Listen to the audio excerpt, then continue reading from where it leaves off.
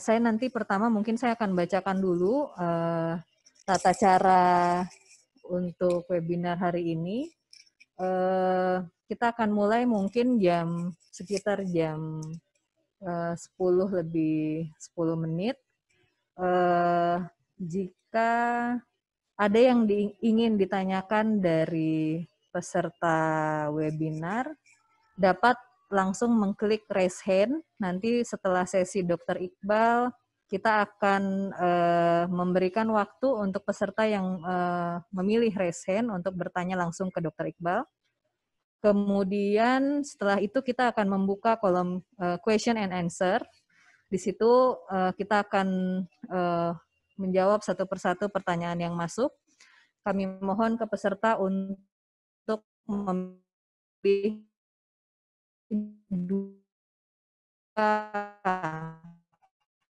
itu mungkin untuk waktu dan kesempatannya kami serahkan ke Dr. Iqbal, Dok. Silahkan. Baik, terima kasih Dr. Rena. Assalamualaikum warahmatullahi wabarakatuh. Selamat pagi Bapak Ibu semua. Senang sekali bisa bergabung di pagi hari ini. Seperti yang sudah disampaikan, bahwa hari ini kita mungkin akan mencoba berdiskusi. Diskusinya mungkin masih terkait dengan pandemi COVID-19, tapi nanti kita akan lebih fokuskan ke arah bagaimana pola hidup sehat pada era pandemi COVID-19 ini. Mungkin saya mulai saja.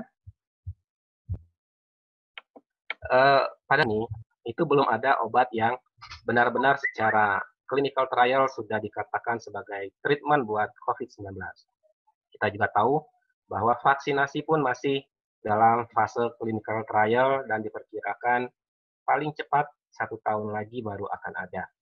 Dengan berbagai kondisi yang ada, artinya pilihan kita saat ini adalah yang terbaik bagaimana caranya kita bisa menghindari atau supaya mencegah diri kita supaya tidak terpapar dengan virus corona 19 ini. Dari beberapa literatur selalu dikatakan bahwa pola hidup sehat itu ternyata mempunyai efek yang baik untuk tubuh kita dalam mencegah atau menangkal COVID-19 ini. Kita lihat dulu dari beberapa data penelitian yang di Cina, pada saat Wuhan sudah lewat dari gelombang pertama, mereka mempublish beberapa data. Di antara beberapa jurnal yang mereka publish, mereka memperlihatkan adanya peningkatan faktor risiko dari beberapa hal. Yang mereka publish saat itu misalnya dari faktor risiko ini adalah jenis kelamin. Mereka mempublish bahwa laki-laki itu akan mempunyai angka kematian yang paling tinggi pada COVID-19 ini apabila dibandingkan dengan perempuan. Kemudian juga kita lihat pada kategori usia, ternyata semakin lansia itu resikonya pun semakin meningkat. Dari berbagai kondisi penyakit, ternyata di sini dikatakan bahwa penyakit-penyakit tidak menular atau penyakit-penyakit metabolik itu juga ternyata mempunyai faktor risiko yang meningkat terhadap angka kematian dari COVID-19 ini. Kemudian publikasi terus berkembang, beberapa data juga terus bertambah, sehingga kondisi terakhir saya ambil dari websitenya Kaggle dan CDC, itu beberapa faktor risiko yang sudah bisa dideskripsikan adalah sebagai berikut. Ada faktor risiko yang memang kita tidak bisa memodifikasinya. Jenis kelamin, ya saya rasa kalau sudah laki-laki ya terima nasib, karena tidak akan bisa ganti kelamin jadi perempuan misalnya, supaya faktor risikonya rendah atau turun. Usia juga sama. Untuk yang 60 tahun ke atas, itu biasanya dikatakan sudah mempunyai faktor risiko yang semakin meningkat. Kemudian juga masih sama dengan beberapa yang dipublish dari Wuhan tadi, terutama sekali penyakit-penyakit tidak menular ini, itu mempunyai risiko angka kesakitan dan angka kematian yang lebih tinggi apabila terkena COVID-19. Dan kita tahu bahwa penyakit tidak menular ini banyak sekali akan dipengaruhi hidup yang juga sudah masuk sebagai faktor risiko di sini adalah obesitas dan merefleksi diri, termasuk diri saya sendiri. Dulu sebelum mulai pandemi COVID atau kita anggap saja sampai pertengahan Februari 2020, bagaimana dengan waktu kita? Bagaimana dengan aktivitas kita? Rasanya waktu sebelum pandemi COVID kita selalu bilangnya, wah tidak punya waktu. Subuh sudah harus kerja, sudah harus pergi, karena kalau enggak terlambat ke tempat kerja. Kemudian pulang juga sudah malam, sudah capek. Sehingga kalaupun ada waktu libur, biasanya kita ingin beristirahat. Dan kadang-kadang kita selalu berkata pada saat sebelum pandemi COVID, kalau saya punya waktu lebih di rumah, kalau saya tidak perlu ke kantor, dan seterusnya, kita akan mengatakan, saya akan olahraga, saya akan melakukan aktivitas-aktivitas yang sehat lainnya. Tapi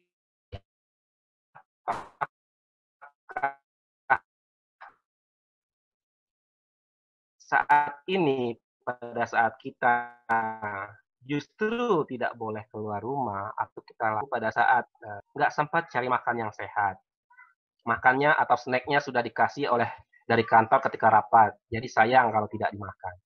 Tapi saat ini, ketika kita menyediakan snack kita atau makan kita sendiri, apakah memang sudah sesuai dengan pola makan yang sehat, atau bahkan malah lebih bertambah makan makanan tidak sehatnya dibanding saat kita belum pandemi COVID. Ya, ini yang perlu kita pikirkan bersama, yang artinya memang untuk kita melakukan pola hidup sehat, memang dibutuhkan komitmen dari kita sendiri. Mau itu waktu kita sibuk, mau waktu kita tidak sibuk, kalau kita tidak bisa berkomitmen, itu akan tetap sulit bagi kita untuk melakukan pola hidup sehat. Kemudian, apa yang harus kita lakukan saat ini? Tentu saja ini yang juga sudah harus dikurangi setengahnya isinya, motor juga tidak boleh berboncengan, dan seterusnya. Physical distancing juga sudah dari awal sudah kita lakukan. Hand hygiene atau cuci tangan juga sudah sering kita ketahui dari media sosial, termasuk menggunakan masker ketika keluar rumah juga sudah kita lakukan. Tapi kadang-kadang kita lupa bahwa pada kondisi kerja di rumah saat ini, ataupun kita melockdown di rumah saat ini, kita juga harus bisa menjaga kesehatan mental kita, menghindari stres, meningkatkan indeks kebahagiaan kita, kemudian juga melakukan olahraga yang sesuai, dan jangan lupa istirahat yang cukup, serta menjaga asupan nutrisi yang seimbang. Ya, kita belum tahu sampai kapan pandemi COVID ini akan bertahan. Ada yang mengatakan 1 bulan, ada yang mengatakan sampai akhir tahun, ada yang mengatakan sampai 2 sampai 3 tahun. Tapi yang jelas, jangan sampai ketika pandemi COVID berakhir, kita sudah boleh keluar rumah, tapi kita tidak bisa keluar rumah karena pintunya ternyata lebih kecil dari tubuh kita. Ya, ini meme yang ada di banyak medsos juga. Sekarang apa yang dapat kita lakukan?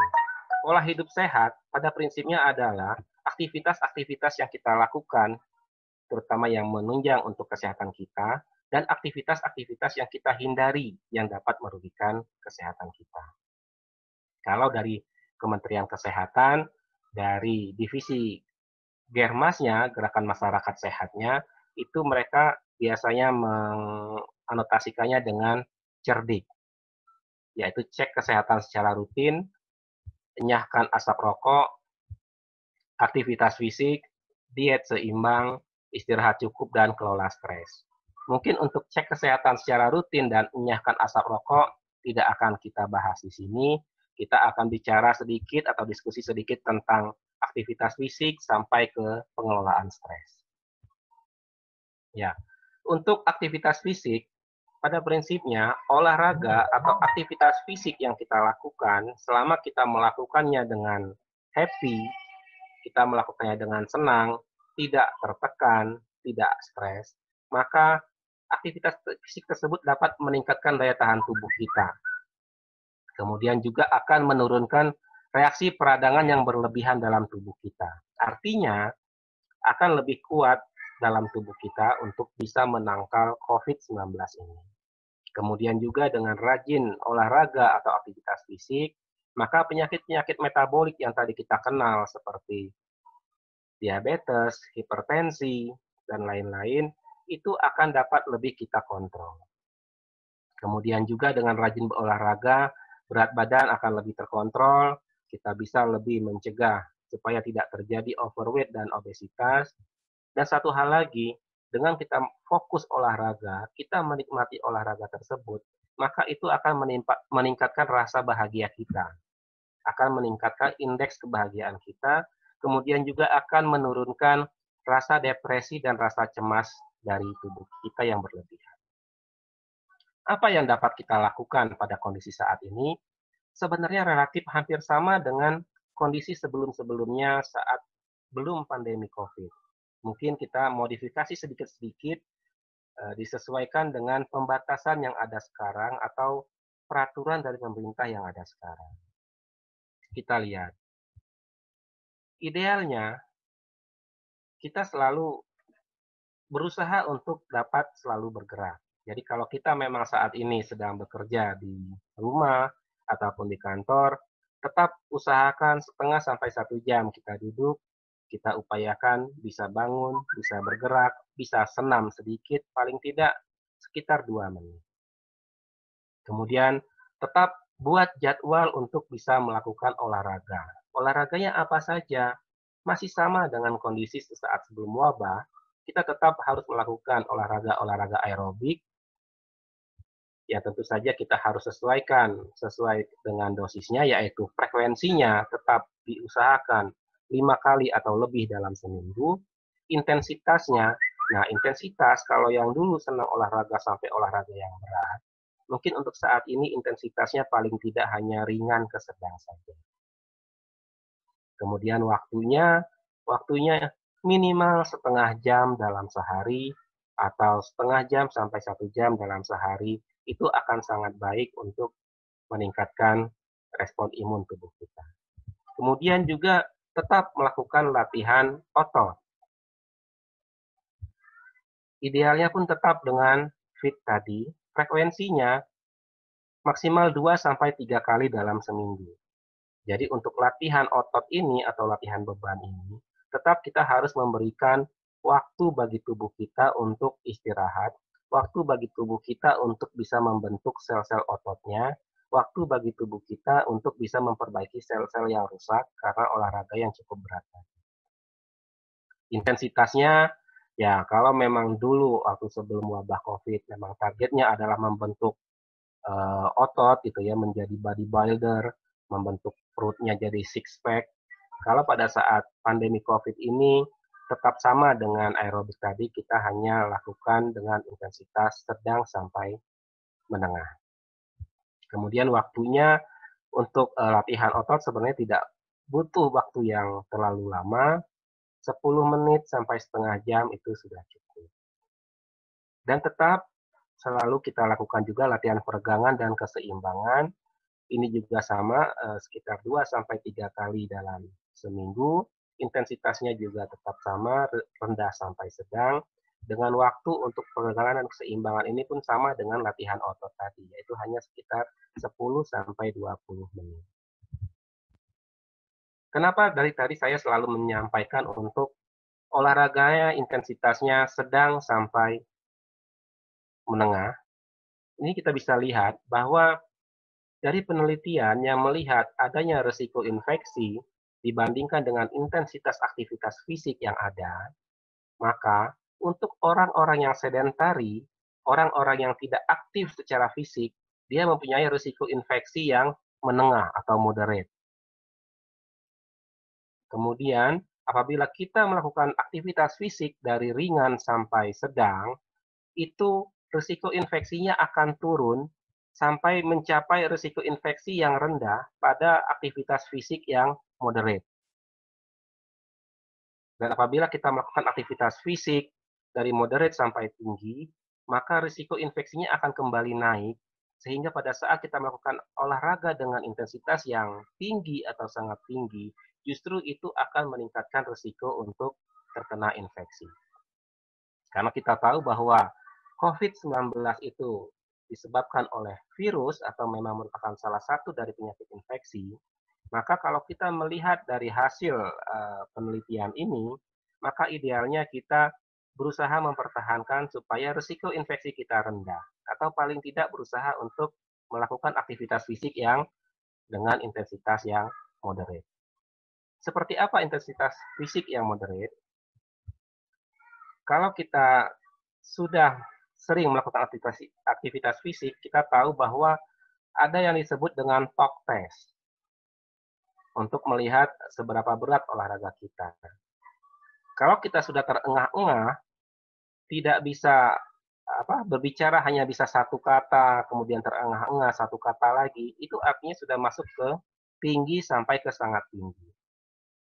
Kalau moderate, itu kita sudah tidak talk, pada saat talk test, itu masih bisa berkata-kata, walaupun tidak satu kalimat yang utuh, jadi 2-3 kata, tapi masih cukup teratur, tetapi tidak bisa kalau kita disuruh nyanyi pada saat aktivitas fisik dengan level moderate ini. Kalau ringan, ya artinya kita masih bisa berkata-kata dengan lancar, masih bisa sambil bersiul-siul atau bahkan sambil bernyanyi. Nah, untuk aktivitas fisik tadi, kita bisa lakukan yang aerobik, kita sesuaikan dengan kondisi saat ini. Karena memang ada PSBB, artinya kita memang sedapat mungkin tidak keluar, maka olahraga aerobik yang bisa kita lakukan adalah olahraga aerobik yang ada di sekitar rumah kita. Apa saja? Pada prinsipnya relatif bisa semua, baik dengan alat maupun tanpa alat. Kalau memang punya treadmill di rumah, silakan dipakai. Kalau punya sepeda statis di rumah, itu pun bisa dipakai untuk aktivitas anaero, aktivitas an, aktivitas aerobik, maaf.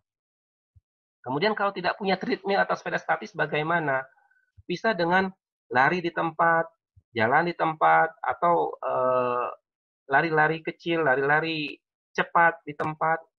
Kalau memang merasa kurang tantangannya dan memang kondisi badannya memang bagus atau sehat, bisa juga dengan kondisi naik turun tangga sambil lari naik turun tangga. Jadi untuk olahraga aerobik banyak sekali yang bisa kita lakukan walaupun hanya di sekitar rumah kita. Kemudian untuk latihan otot atau pembebanan, apa yang bisa kita lakukan? Kalau memang kita punya dumbbell atau barbel, kita bisa gunakan itu. Tapi kalaupun kita tidak punya, bukan berarti kita tidak bisa melakukan olahraga latihan otot. Kita bisa melakukan olahraga yang disebut dengan kalistenik, yaitu menggunakan beban dari tubuh kita sendiri. Jadi dengan berbagai sudut dari tubuh kita dan tungkai dan tangan kita, kita bisa tetap melatih otot-otot tubuh kita. Kemudian untuk latihan peregangan atau fleksibilitas dan keseimbangan, kita juga bisa melakukan senam. Bisa misalnya kita mendownload dari TV atau dari YouTube untuk gerakan-gerakannya, kemudian sambil kita tiru, atau bisa juga kita lakukan bersama-sama dengan keluarga dengan mendengarkan panduan dari radio ataupun dari televisi. Kita juga bisa tetap bisa melakukan yoga atau meditasi untuk melatih sendi-sendi tubuh kita dan juga untuk meningkatkan ketenangan diri kita. Jadi pada prinsipnya banyak sekali jenis-jenis olahraga yang masih bisa kita lakukan walaupun saat ini kita harus bekerja di rumah.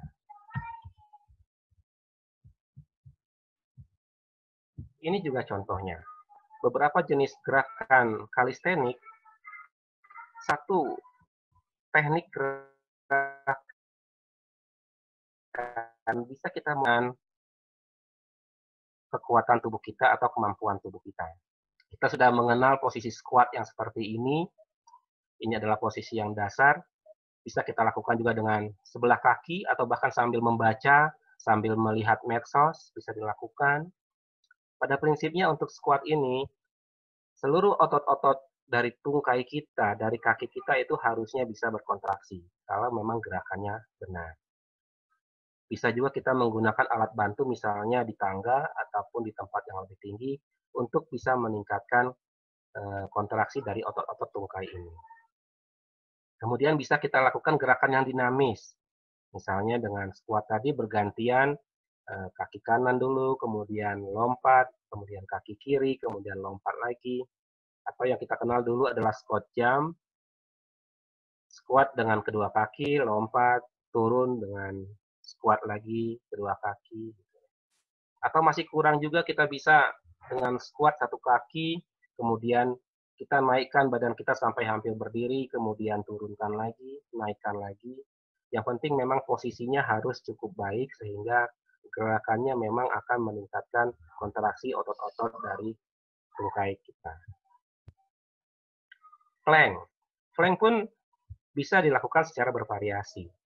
Misalnya dari posisi yang hanya berdiam saja seperti ini, bisa posisi kaki dan lengannya bisa saling merapat, atau posisi lengan setengah ditekuk juga bisa, atau bisa juga dengan sambil menggerakkan satu lengan, ditahan dengan satu lengan yang lain, atau bahkan bisa dengan side plank, di mana kita bisa menggerakkan torso kita atau badan kita naik turun, sehingga juga ini bisa melatih otot-otot dari tubuh kita atau dari torso kita.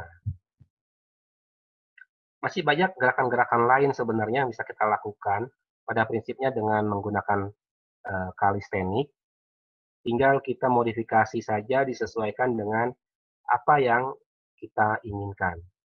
Ya, ini contoh-contohnya crunch, step up, push up, dip, crab walk, dan lari di tempat. Jadi idealnya memang kita tidak perlu kehabisan ide untuk berolahraga. Bisa kita lakukan gerakan-gerakan, kita modifikasi, kita sesuaikan, kalau kita bosan kita ganti lagi gerakannya sendiri, sehingga kita tetap bisa berolahraga dengan baik walaupun di rumah. Kemudian untuk berikutnya adalah diet seimbang. Diet seimbang sudah diperlihatkan dari jurnal tadi bahwa gizi yang kurang pada tubuh kita itu akan melemahkan daya tahan tubuh, sehingga memang tubuh kita akan lebih mudah terkena infeksi, dalam hal ini adalah COVID-19 ini. Tetapi bukan berarti gizi yang lebih akan lebih baik. Gizi yang lebih juga akan menimbulkan respon peradangan yang berlebih, sehingga juga akan rentan terkena infeksi, dan juga meningkatnya risiko komplikasi dari penyakit-penyakit metabolik yang tadi. Untuk diet seimbang apa yang bisa kita lakukan? Beberapa rekomendasi yang ada adalah menyarankan untuk selalu upayakan konsumsi makanannya yang segar. Hindari makanan-makanan yang diawetkan. Cukup minum, hindari dehidrasi, kemudian batasi konsumsi lemak dan minyak. Jadi tidak sampai berlebihan mengkonsumsi lemak dan minyak. Kemudian saat ini karena adanya physical distancing, restoran-restoran atau tempat makan itu biasanya tidak diperbolehkan untuk dine in. Jadi mungkin memang tetap bisa dengan dine out saja.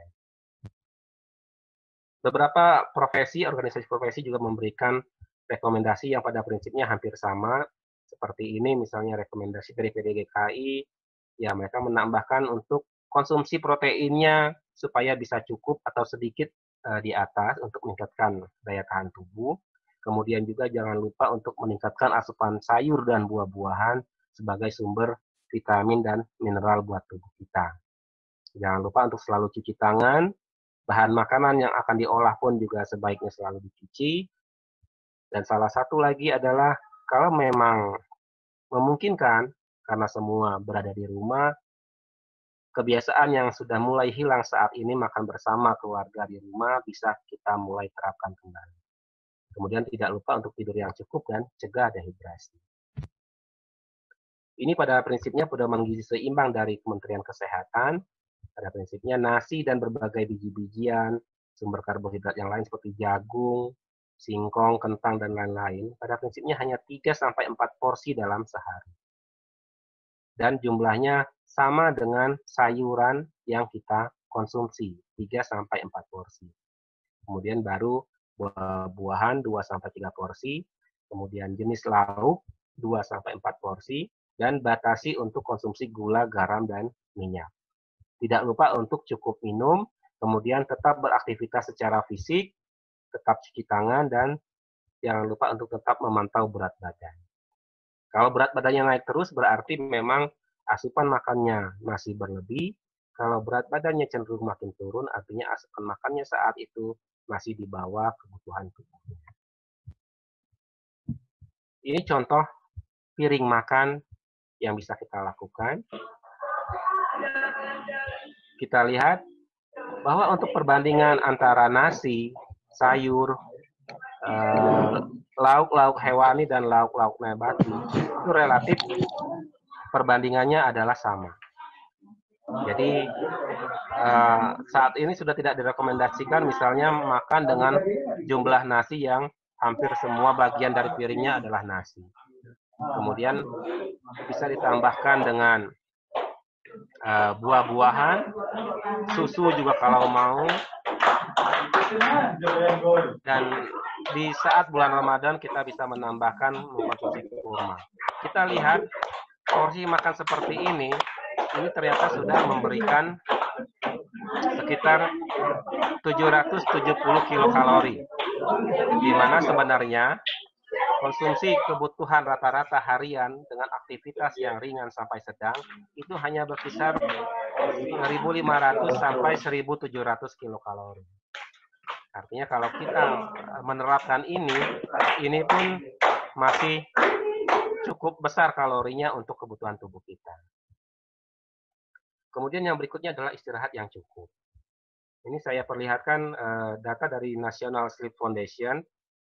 Idealnya seseorang itu dalam sehari tidur berapa lama sesuai dengan usianya.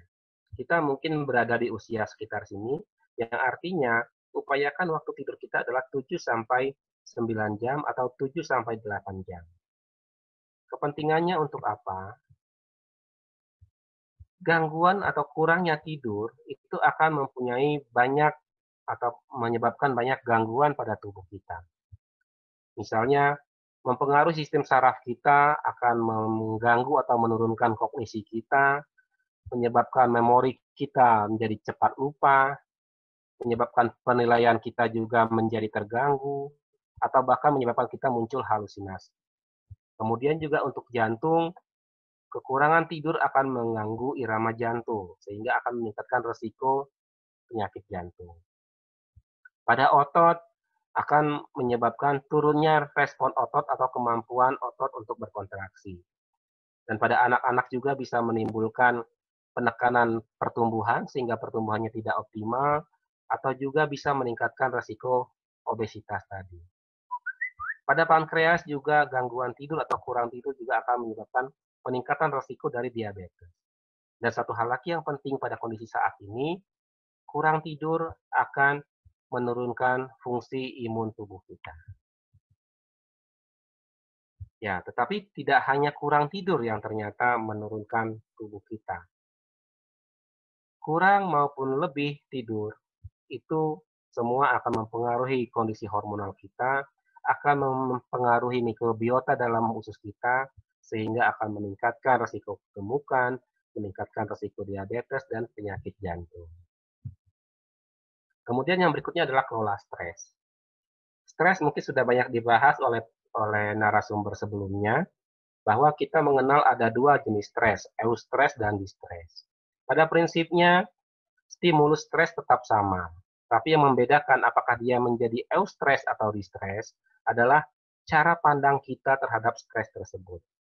Apabila kita bisa melakukan pengalihan, fokus pada hal-hal yang negatif, hal yang positif, berpikiran positif, bisa meningkatkan spiritualitas hidup kita, fokus dengan tujuan hidup kita, maka stres yang ada bisa menjadi eustress, yang artinya malah meningkatkan produktivitas kita. Tetapi apabila kita tidak bisa menerima semua itu, menjadi distress, ini malah akan menyebabkan gangguan pada tubuh kita. Pada prinsipnya untuk mengelola stres, kita selalu lakukan pola pikir yang baik, lakukan nutrisi yang seimbang. Olahraga yang cukup juga akan bisa memperbaiki stres kita, kemudian juga meningkatkan kualitas spiritualitas kita dan menggunakan pola hidup teratur. Saya rasa mungkin cukup sampai di sini dari saya. Apa yang saya sampaikan tidak menggantikan advies dari dokter-dokter yang sebelumnya atau tidak juga untuk diperdebatkan dengan opini-opini ataupun data-data yang ada selama ini. Terima kasih. Assalamualaikum warahmatullahi wabarakatuh.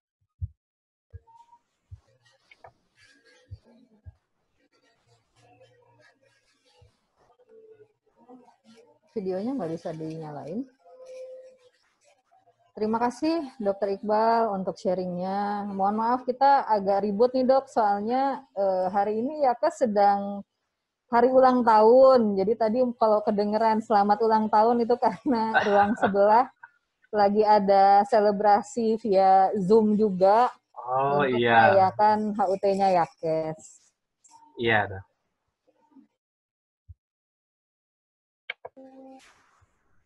Kemudian mungkin tadi yang mungkin yang belum tertangkap sama saya, sama mungkin apakah saya terlewat, tapi kita belum dengar tadi dok, apakah bagaimana sih cara tips sederhana mengetahui kalau kita sudah melakukan zona latihan yang tadi dokter bilang, ada di sedang, maksimalkan sekarang gitu, untuk kira-kira bisa di-share untuk tips sederhananya dok, maksudnya apakah kita cukup, inikah olahraga dengan intensitas atau kecukupan olahraga yang seperti inikah yang kita perlu, atau kita sudah berlebih itu dok? Ya, baik dokter Rena. Tadi sebenarnya mungkin saya menggunakan talk test saja untuk indikatornya. Jadi ya kita dari talk test tadi bisa memprediksi apakah olahraga kita sudah masuk ke dalam moderate atau ringan atau sudah berat atau tinggi dari kemampuan kita untuk berbicara pada saat melakukan olahraga tadi. Jadi kalau pada saat kita olahraga kita sudah tidak bisa berbicara, jadi hanya bisa bicara satu kata terus terputus dengan nafas gitu ya, satu kata terputus lagi dengan nafas, itu artinya sudah masuk ke zona yang tinggi latihannya. Kalau moderate, itu biasanya kita masih bisa mengucapkan satu kalimat yang pendek, mungkin 3-4 kata, masih bisa kita lakukan. Tapi kalau kita disuruh berdialog yang cukup panjang atau bahkan misalnya sampai disuruh nyanyi, itu tidak bisa. Iya, tidak Kalau bisa, yang jadi cukup. ringan, ya dong. Kalau yang ringan, kalau kita masih bisa sambil siul-siul, bisa sambil nyanyi-nyanyi, itu artinya zona latihannya masih di ringan. Atau Oke. kalau memang kita tidak mengkonsumsi obat-obat jantung, terutama dari golongan yang mengatur denyut nadi jantung, kita bisa mengukur denyut nadi kita.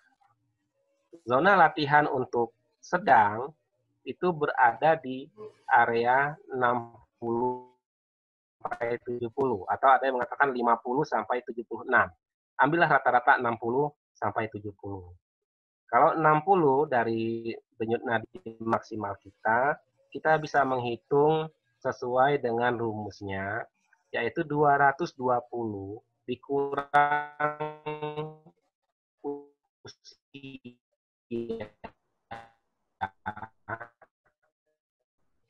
dikali persen dari umurnya 40 tahun, itu 220 dikurang 40. Artinya denyut nadi maksimal saya 180 kali per menit. Ambil untuk zona saya ambil yang paling rendah 60%, maka 180 tadi dikali 60%, zona latihan saya anggap sudah tercapai apabila denyut nadi saya sudah berada di sekitar 104 sampai 110 kali per menit. Tentu saja untuk zona latihan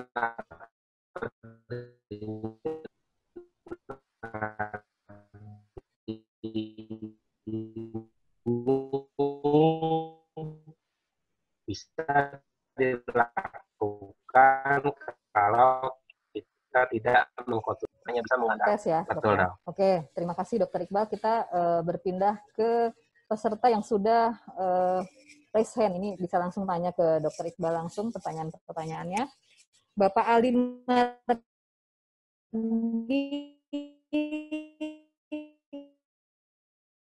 kami silakan Pak untuk meng-unmute Dokter Iqbal.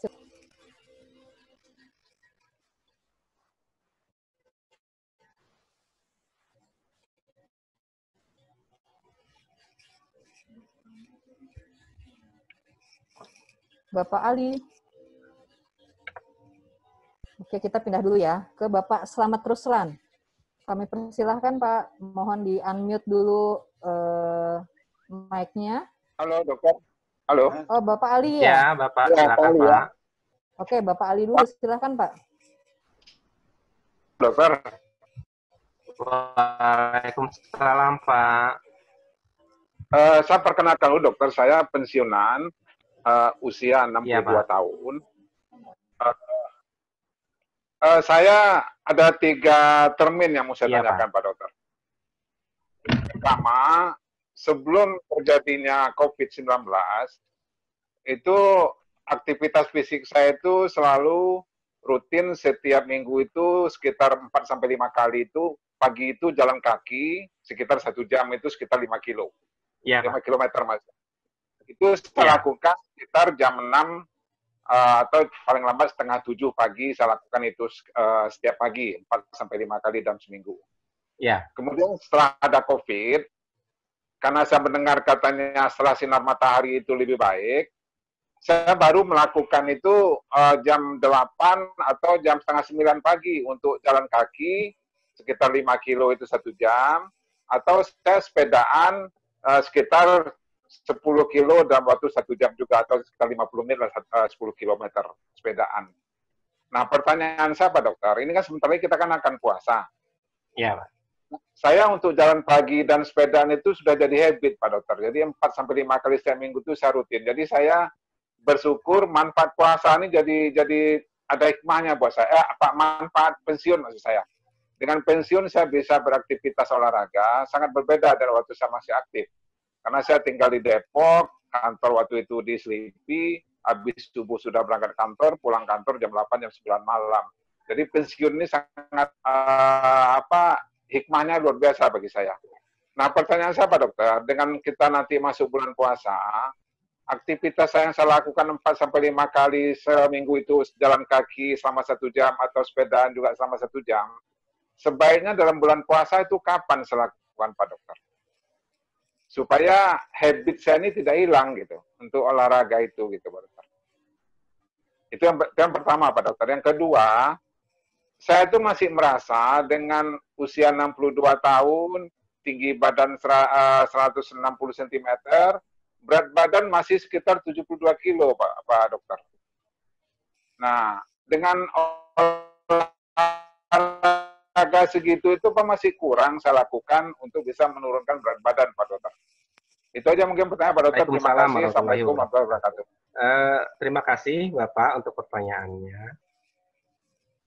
Pertama mungkin saya akan coba jawab yang pertama dulu ya. Untuk saat puasa, seperti apa yang harus dilakukan? Sebenarnya nanti akan kembali lagi pada kebiasaan atau kemampuan dari Bapak. Misalnya, kalau saat ini Bapak lakukan jalan kaki atau sepeda sampai 1 jam, apakah itu akan menimbulkan keringat yang cukup banyak? Apakah akan menimbulkan rasa haus dan lapar yang cukup banyak? Kalau iya, artinya untuk puasa, nanti idealnya waktu untuk jalan kaki atau sepedanya ini akan dibagi. Artinya, untuk saat-saat Bapak berjemur di matahari pagi tetap dilakukan, tapi tidak terlalu lama. Hanya sekitar 10-15 menit saja. Itu untuk di pagi harinya. Jadi lakukan dalam waktu atau range waktu yang kira-kira tidak terlalu membuat Bapak kehausan, tidak terlalu menyebabkan keringat yang banyak yang keluar dari Bapak. yang diperkirakan untuk sampai ke sore, Bapak nggak sampai dehidrasi. Nah, nanti sekitar 1 jam sebelum berbuka, Bapak bisa lakukan lagi jalan kaki atau sepeda tadi yang sisanya.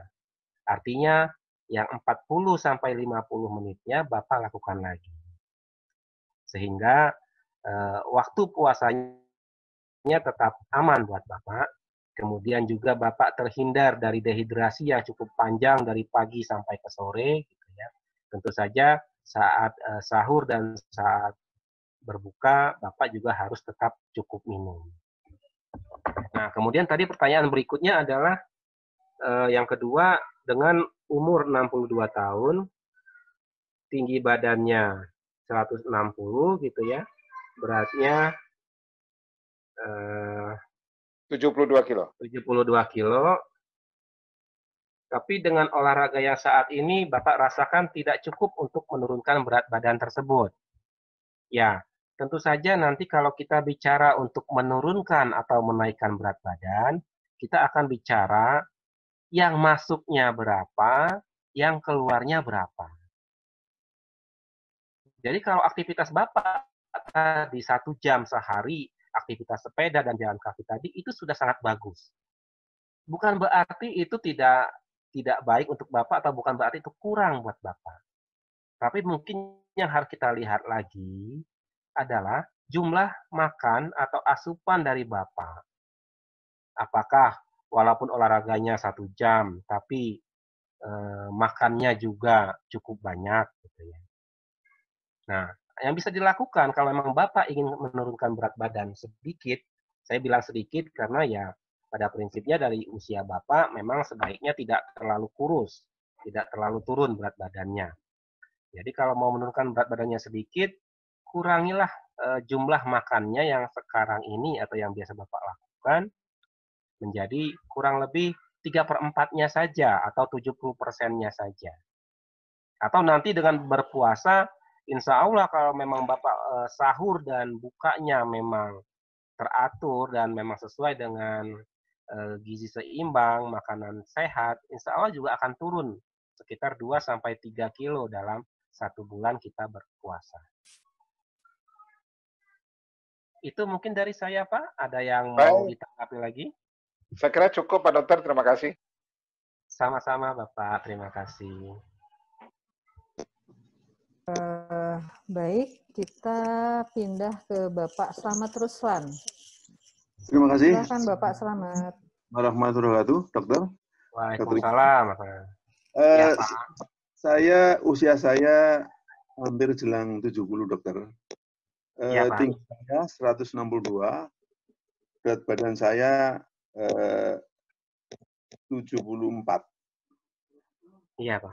Dan kami punya habit sebelum di lockdown ini, kami punya kebiasaan melaksanakan senam selama 3 kali dalam 1 minggu. Iya, Pak. Terus dengan adanya tidak diadakan senam ini, sehingga kami melaksanakan olahraga kecil atau bahkan juga senam di rumah, gitu ya. Ya. Yang kami tanyakan, dengan kondisi kami yang begini ini, tidak boleh melaksanakan atau keluar dan harus di rumah, sehingga kami melaksanakan senam seperti apa itu, kami bisa membuka video, gitu ya. Terus apakah yang saya tanyakan, apakah kami sebagai orang Muslim ini, apa dengan gerakan sholat itu, yang dimana nanti insya Allah akan ditambah tarawih, apa tidak cukup, Dokter, untuk menjaga apa itu kesehatan kami untuk suatu gerakan yang tadi yang moderat tadi, tidak terlalu itu. Saya kira itu yang kami tanyakan, Dokter. Terima kasih. Ya, terima kasih Bapak. Jadi sebenarnya nanti memang aktivitas fisik itu ada aktivitas fisik atau kegiatan sehari-hari yang kita lakukan. Ada yang olahraga. Kita tidak usah bahas perbedaannya. Pada prinsipnya, Bapak melakukan aktivitas itu, baik itu kegiatan di rumah, ataupun itu olahraga, itu semuanya bermanfaat. Tapi kalau misalnya Bapak menanyakan, apakah cukup dengan tadi gerakan sholatnya gitu ya, Mungkin setiap sholat wajib, sholat sunatnya, qobliyah, ba'danya, kemudian juga sholat tarawih pada saat isya, setelah isya gitu ya. Kita kembalikan lagi tadi ke rekomendasinya. Untuk aktivitas fisik yang moderate, itu nanti kita bisa melihat tanda-tandanya atau kriterianya tadi. Kalau kita sedang melakukan aktivitas fisik yang moderate, kita itu relatif tidak bisa lagi untuk berbicara yang lengkap, yang panjang dan lebar. Mungkin kita hanya bisa berbicara dengan kalimat-kalimat yang pendek, 3 atau 4 kata saja. Kemudian kita harus mengambil nafas. Karena pada saat olahraga yang moderate, tingkat kebutuhan oksigen kita juga meningkat. Atau tadi dengan diukur nadi. Kita ukur nadi 220 dikurangi usia kita saat ini dikali 60%. Apakah itu akan tercapai? Nah, untuk gerakan sholat, betul gerakan sholat sudah merupakan aktivitas fisik. Tapi kalau kita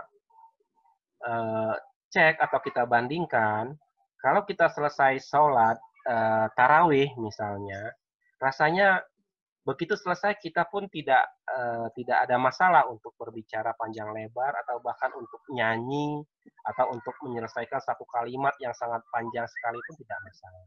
Ataupun kalau kita mengukur denyut nadi kita, rasanya memang akan meningkat, tapi mungkin belum mencapai 60% dari denyut nadi maksimal kita. Artinya, kalau memang targetannya tadi adalah aktivitas fisik yang moderate, aktivitas sholat tadi masih kurang, Bapak. Artinya kita masih butuh aktivitas olahraga yang lain, boleh senam, boleh jalan atau jogging, boleh juga gerakan-gerakan kalistenik tadi, supaya tercapai ke aktivitas fisik yang moderate. Mungkin seperti itu dari saya, Bapak. Baik, terima kasih, Dokter. Sama-sama, Pak. Kita pindah ke Bapak Edi Suroto Suparmin. Silahkan Pak Edi.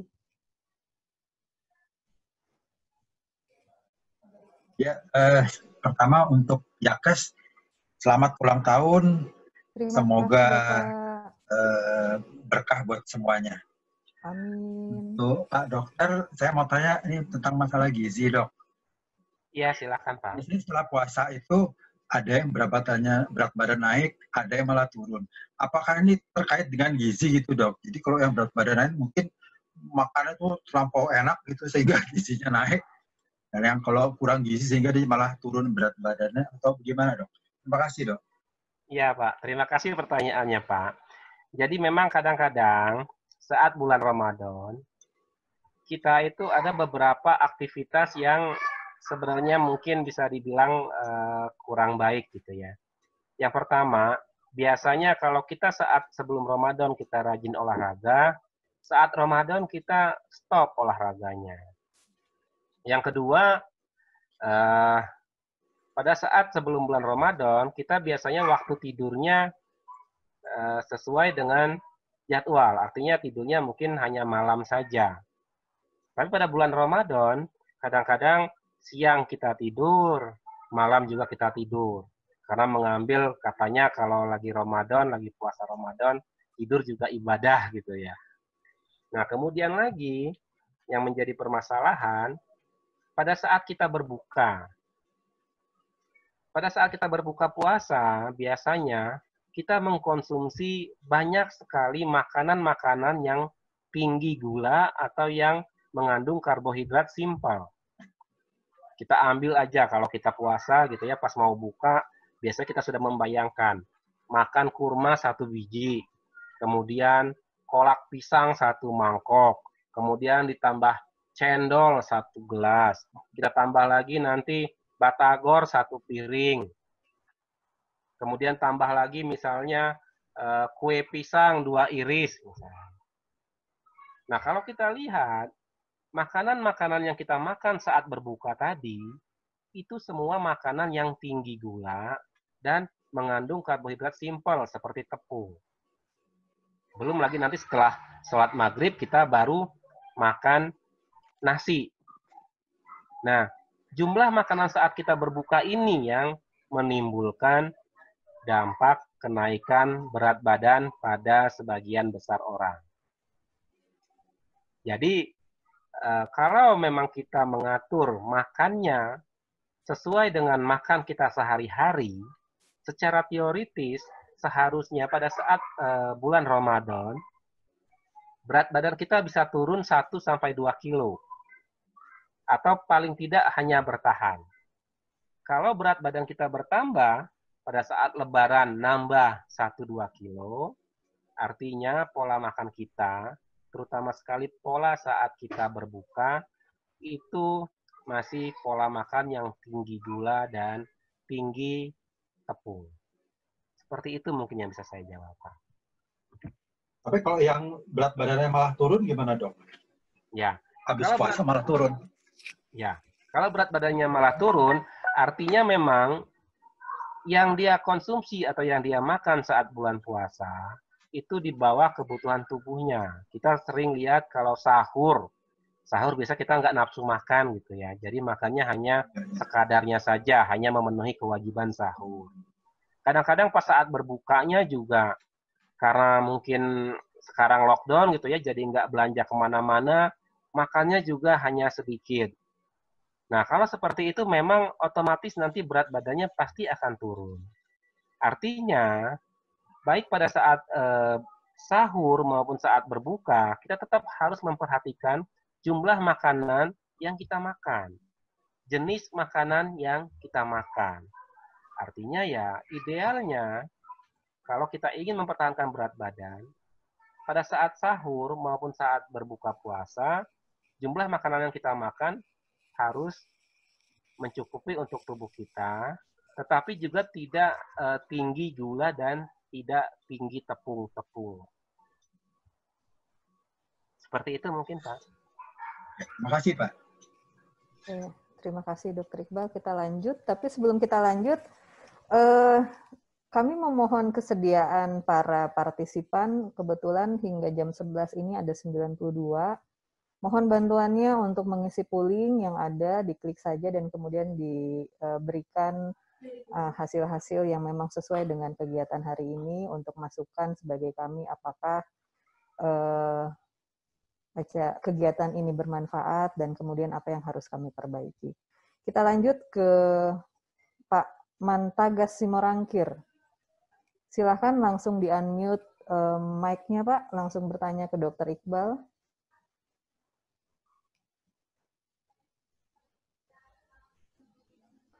Bapak Manggatas, maaf. Bapak Mangatas. Simorangkir dari Medan. Ya, silakan Pak. Selamat siang, Dr. Iqbal. Selamat siang, Pak. Ya, saya mendengar sejak dari tadi memang ya sangat baik materinya, masalah gizi.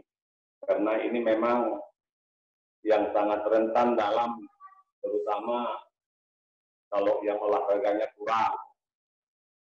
Beruntung saya selama COVID-19, saya dan istri selalu mengadakan jalan setengah jam sehari. Jam 9.30 sampai jam 10 pagi. Kebetulan saya beruntung dekat rumah saya ada terminal yang tidak dipakai, sehingga di sana orang tidak ada. Usia saya 65 tahun, berat badan saya 61 tahun. Aktivitas saya selama COVID sangat banyak. Ditambah olahraga sekali 2 hari. Beruntungnya saya juga sebelum COVID sangat aktif dalam bisnis di Yaket Telkom. Hanya memberitahu itu saja, Dok. Apakah itu boleh saya lanjutkan seterusnya? Terima kasih. Ya, terima kasih Bapak.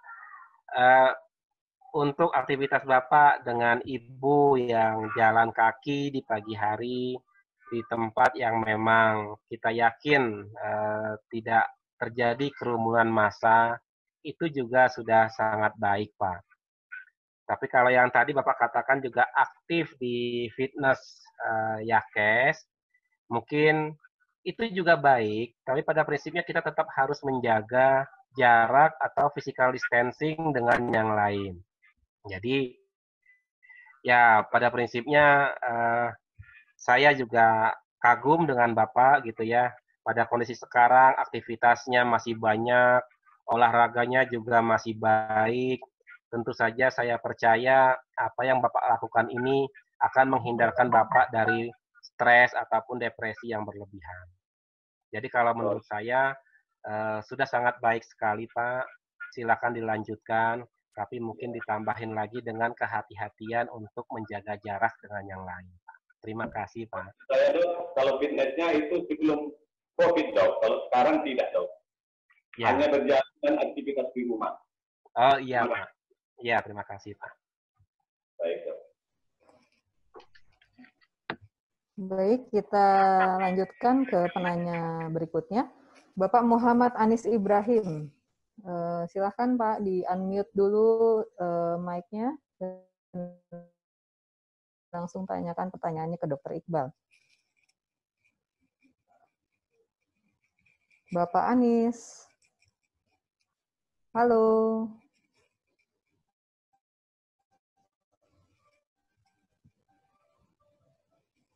Oke, kita lewati dulu Bapak Anis. Kita lanjutkan ke Ibu Riza. Silahkan, Bu.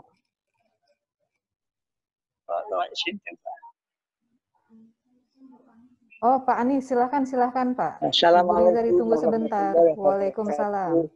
Waalaikumsalam. Alhamdulillah, pertanyaan saya yang akan saya sampaikan kok sudah keluar semua dan jawabannya sudah saya tangkap semuanya, Pak. Jadi untuk menghemat waktu giliran yang berikutnya, monggo kami persilahkan. Matur suwun. Alhamdulillah, terima kasih Pak. Alhamdulillah Pak. Assalamualaikum warahmatullahi wabarakatuh. Waalaikumsalam. Kita pindah ke Ibu Riza, silahkan Ibu. Ya, kedengar nggak Mbak? Jelas. Assalamualaikum. Sekali. Waalaikumsalam. Oh, jelas ya. Assalamualaikum warahmatullahi wabarakatuh. Selamat ulang tahun buat Yakes. Pertanyaan saya, Dr. Iqbal, sebetulnya terkait dengan kondisi dampak dari kondisi COVID yang dialami oleh ibu-ibu. Kan dengan adanya social distance, maka asisten rumah tangga juga akan mereka libur nih, Dok. Sehingga beban kita ya ibu-ibu itu yang tadinya masak tuh hanya cukup sekali, sekarang tuh bisa sehari tuh bisa sampai 3 kali karena harus bikin cemilan, karena anak-anak ada di rumah, suami di rumah. Belum lagi asisten rumah tangga juga kan tidak ada, sehingga pekerjaan-pekerjaan di rumah hampir seluruhnya kan dikerjakan oleh ibu gitu ya. Apakah kegiatan ini masih juga harus ditambah tadi ya, karena pengertian olahraga kan sesuatu yang harus terukur ya, harus terus-menerus teratur, terukur. Saya kadang bingung juga, aduh udah capek banget rasanya seharian kalau saya harus lagi nambah setiap, misalnya kalau waktu itu kan hari Jumat ya senam gitu. Kalau sekarang rasanya ya udah boleh dibilang kewalahan gitu, malah khawatirnya malah jadi masuk ke dalam aktivitas fisik yang high gitu. Gimana Dok, pendapat dokter gimana itu Dok? Apakah apa fisik yang saya lakukan saat ini itu bisa menambah kekuatan saya pada imunitas atau malah bisa jadi melemahkan gitu Dok? Terima kasih Dok. Terima kasih pertanyaannya Ibu. Jadi kita kembali lagi ya. Aktivitas fisik pada prinsipnya yang disarankan itu adalah kita tetap aktif secara fisik. Tidak peduli itu aktivitas fisiknya berupa pekerjaan rumah ataupun berupa olahraga. Tapi yang harus kita perhatikan, dampak aktivitas fisik ini terhadap respon imun tubuh kita itu bisa berbeda. Kalau saya ambil contoh tadi Ibu, misalnya itu dari bangun pagi sampai mau tidur lagi itu nggak berhenti pekerjaan rumahnya gitu ya. Pagi-pagi udah masak, lanjut nyuci, jemur, setrika, sapu-sapu gitu ya. Aktivitasnya sebenarnya sudah baik aktivitas fisiknya.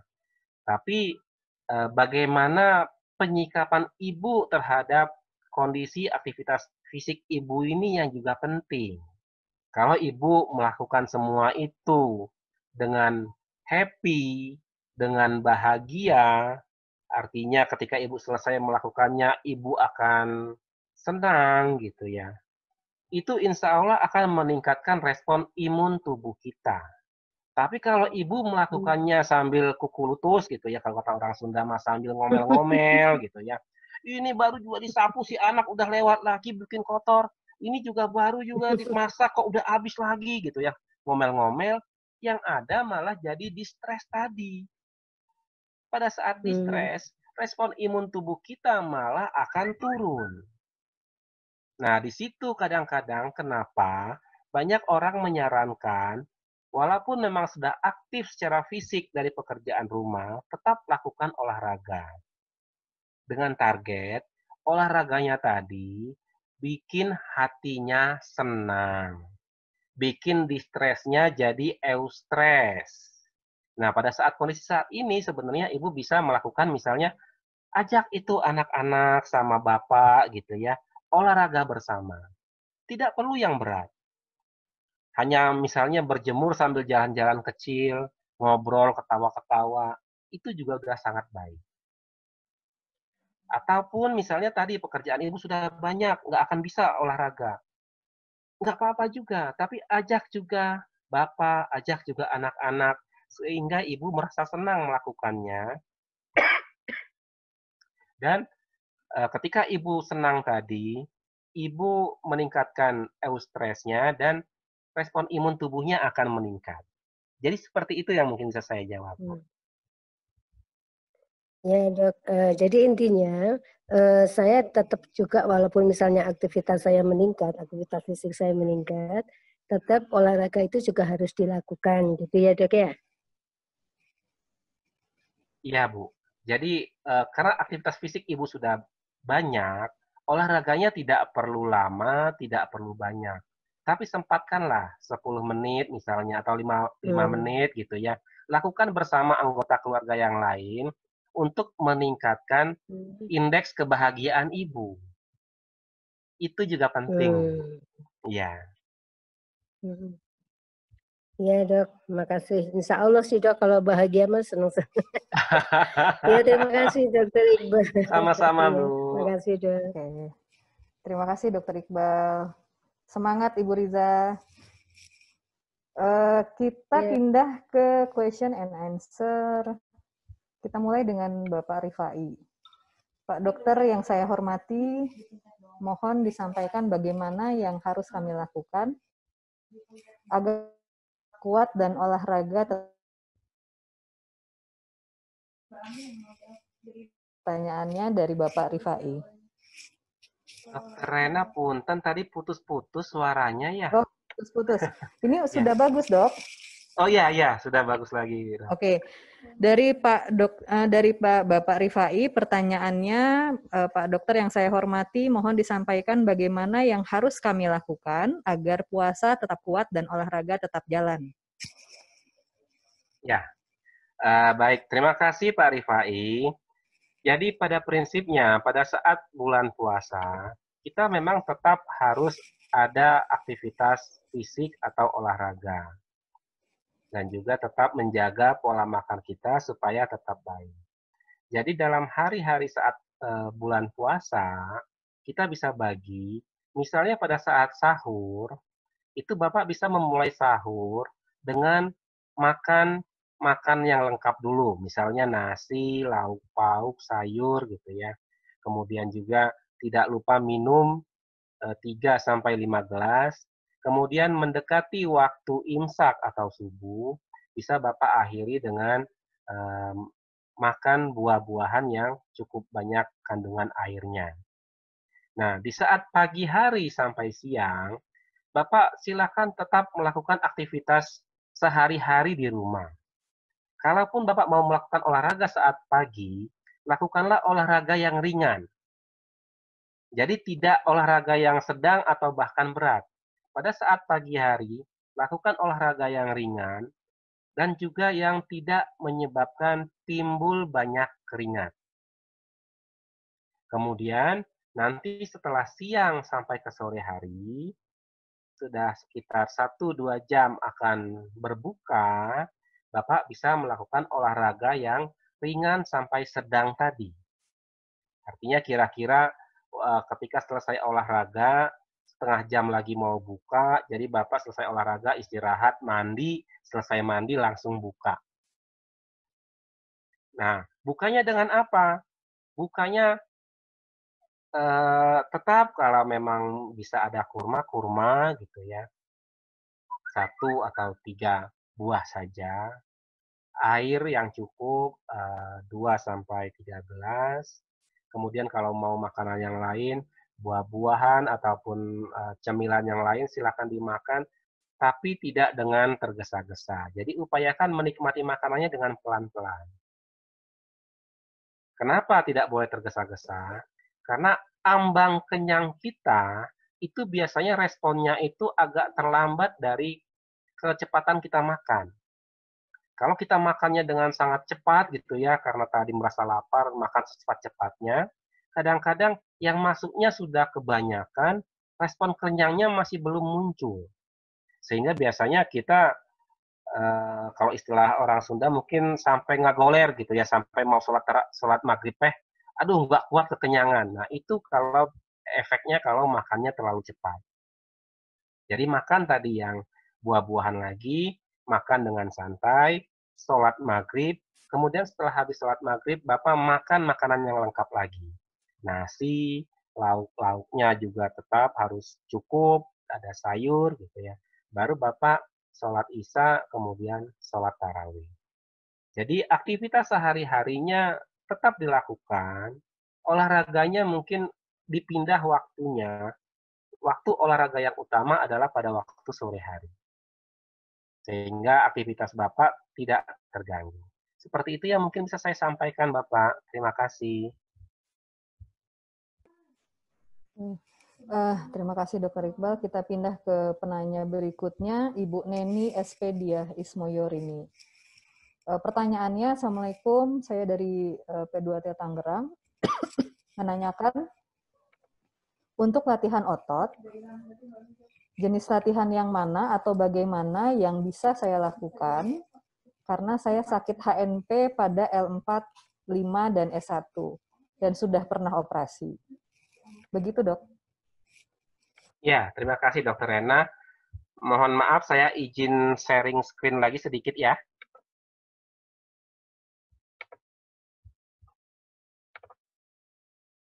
Ya, Ibu, pada prinsipnya ketika olahraga latihan otot yang seperti apa, kita harus tetap berfokus pada kondisi sakit Ibu.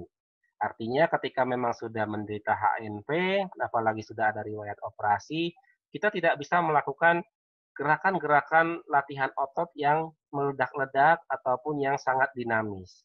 Tetapi Ibu bisa melakukan gerakan-gerakan seperti ini misalnya. Crunch gitu ya. Ibu angkat perlahan-lahan kakinya, kemudian Ibu tahan, hitung sampai 30, istirahat kemudian hitungan 10, angkat lagi, diulang sampai 2-3 kali pengulangan. Kemudian bisa juga dengan posisi yang seperti ini misalnya, dip.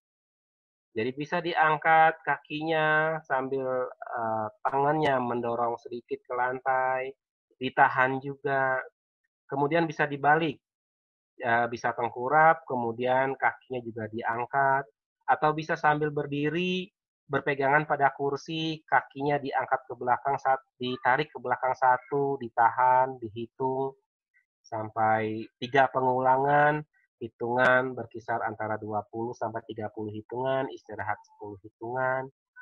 Jadi pada prinsipnya tetap bisa dilakukan, tapi memang tidak melakukan latihan-latihan otot yang sifatnya dinamis atau meledak-ledak. Jadi lakukan gerakannya mengangkat pinggang, mengangkat perut gitu ya, tapi dengan gerakan yang teratur, yang gentle. Seperti itu mungkin Ibu, terima kasih. Baik, terima kasih Dok. Kita pindah ke pertanyaan berikutnya. dari Bapak Eri Permana. Pertanyaannya adalah jam berapa sebaiknya berolahraga pada saat menjalankan puasa dan berapa lama, Dok? Ya, terima kasih, Dr. Rena. Pak Eri, untuk berolahraga pada saat puasa, tadi kalau memang Bapak melakukannya di waktu pagi sampai siang hari, maka lakukanlah hanya untuk olahraga yang ringan dan waktunya tidak lama. Jadi mungkin hanya 15 menit sudah. Jadi prinsipnya itu hanya melakukan olahraga misalnya peregangan. Peregangan, melatih untuk sendi-sendinya supaya tetap baik area geraknya, kemudian selesai. Tapi untuk olahraga intinya atau olahraga yang utamanya, bisa Bapak lakukan pada saat sore hari. Sekitar 1 jam atau 2 jam sebelum berbuka, Bapak bisa lakukan sekitar setengah jam sampai 1 jam olahraga. Nah, pada saat sore ini Bapak bisa lakukan olahraganya sampai ke tahap moderate. Artinya Bapak bisa mulai dari jalan kaki ringan, mulai jalan di tempat, lari-lari di tempat, sampai bahkan bisa melakukan kalistenik yang cukup berat tadi, disesuaikan dengan kondisi fisik Bapak saat ini. Kemudian, ya seperti itu ya kalau untuk olahraga. Jadi memang tetap harus dihindarkan akibat dari olahraga yang memungkinkan kita jadi hipoglikemi dan dehidrasi. Tetap lakukan mendekati waktu berbuka. Terima kasih, Bapak. Baik, kita pindah ke pertanyaan selanjutnya dari Bapak Edi Setiawan. Pada bulan Ramadan biasanya kita kurang tidur. Bagaimana mensiasatinya? Ya, baik. Terima kasih Pak Edi. Jadi pada prinsipnya tadi ya, untuk usia kita yang dewasa sampai dewasa lanjut, minimal waktu tidur kita upayakan 7 jam. Artinya kalau kita hitung berbuka atau maghrib sekitar jam 6 sampai jam 7, kemudian tarawih mungkin sampai sekitar jam 9 gitu ya. Maka usahakan setelah selesai tarawih tidak banyak lagi melakukan aktivitas yang lain-lain. Upayakan jam 9 atau jam 10 kita sudah tidur. Sehingga pada saat bangun untuk sahur jam 3 gitu ya, kita sudah tidur sekitar 5 sampai 6 jam. Nah, kekurangan 1-2 jamnya tadi bisa kita lakukan pada saat siang hari ataupun bisa juga kita lakukan pada saat sore hari atau pada waktu pagi hari. Jadi pada prinsipnya tetap kita upayakan waktu tidurnya tetap cukup. Nah, biasanya nanti pada saat 10 hari terakhir, kita banyak melakukan itikaf, sehingga sepanjang malam memang biasanya kurang tidur atau tidurnya mungkin hanya 2-3 jam saja. Kalau seperti itu, memang untuk saat itu bisa kita gantikan untuk tidur pada siang atau sore harinya. Kemudian setelah selesai bulan Ramadan, 10 hari terakhir, kita upayakan untuk bisa mengatur lagi ritme bangun dan ritme tidur kita supaya tetap dikembalikan bahwa saat malam adalah saat yang disediakan Allah untuk tidur. Terima kasih. Mungkin seperti itu Pak Edi. Baik, terima kasih Dok. Kita lanjut ke pertanyaan berikutnya. Dari Bapak Sugito. Pertanyaannya masih seputar tidur nih Dok. Pertanyaannya adalah bagaimana meningkatkan waktu tidur lelap. Itu kemudian dari monitor tidur menggunakan jam kesehatan dalam semalam tidur sekitar 7 jam, ternyata tidur lelap hanya beberapa menit, sementara lainnya tidur tidak lelap. Dari seperti itu Dok. Jadi bagaimana meningkatkan waktu tidur yang lelap katanya. Mungkin terkait RIM kali maksudnya ya Dok ya. Silahkan Dr. Iqbal. Ya, terima kasih Dr. Rena. Iya, Pak Sugito, memang dalam tidur ini kita nanti harus memperhatikan kualitas dan kuantitas. Jadi memang dalam tidur itu sebenarnya nanti kita ada yang disebutnya waktu tidur NREM atau non-REM sama waktu tidur REM. Di mana sebenarnya memang waktu tidur NREM ini atau yang lelap ini memang sebenarnya tidak panjang waktunya ya. Dari 7 jam itu waktu non-REM itu sekitar 1-2 jam. Selebihnya memang masih non-REM. Jadi fase awal kita masih masuk ke fase awal tidur, kemudian mulai tenang, akhirnya tidur dalam atau tidur lelap yang kita kenal, kemudian nanti masuk ke fase mimpi. Setelah fase mimpi nanti dia mulai lagi ke fase REM tadi, kemudian kita bangun. Nah, sekarang bagaimana kalau waktu tidurnya sudah 7 jam, tapi ternyata tidur lelapnya hanya sebentar.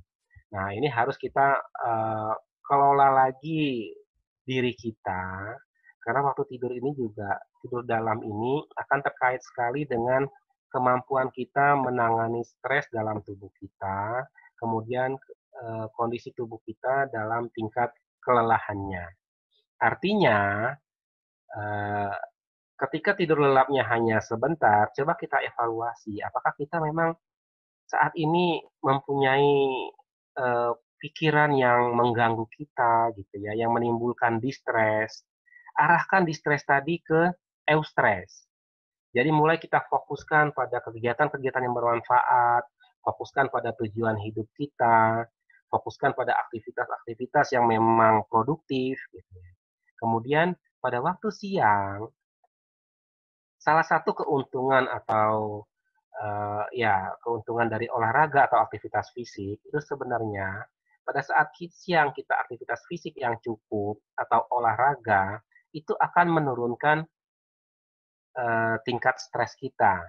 Kemudian juga karena aktivitas fisik tadi cukup melelahkan tubuh kita, maka saat kita tidur biasanya akan masuk ke waktu tidur dalamnya atau tidur lelapnya itu akan lebih banyak. Jadi tetap waktu tidur kita kelola, tapi juga kita harus lihat lagi nih, waktu kita bangun pun, itu kualitasnya juga harus kita perbaiki untuk memperbaiki kualitas waktu tidur kita. Seperti itu yang mungkin bisa saya jawab, Pak Sugito. Baik, terima kasih dok. Kita pindah ke penanya berikutnya. Dari Bapak Muslih Masruri.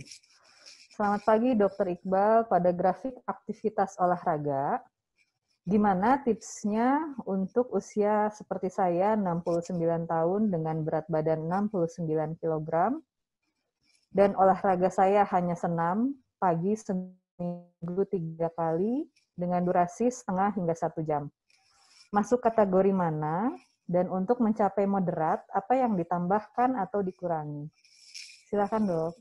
Baik, terima kasih Dr. Rena. Sama-sama. Pak Musli, kalau kita lihat, Bapak misalnya senam pagi 3 kali dalam seminggu, durasinya 1 jam. Kalau kita pecahkan, ya kurang lebih dalam sehari Bapak sudah olahraga sekitar setengah jam.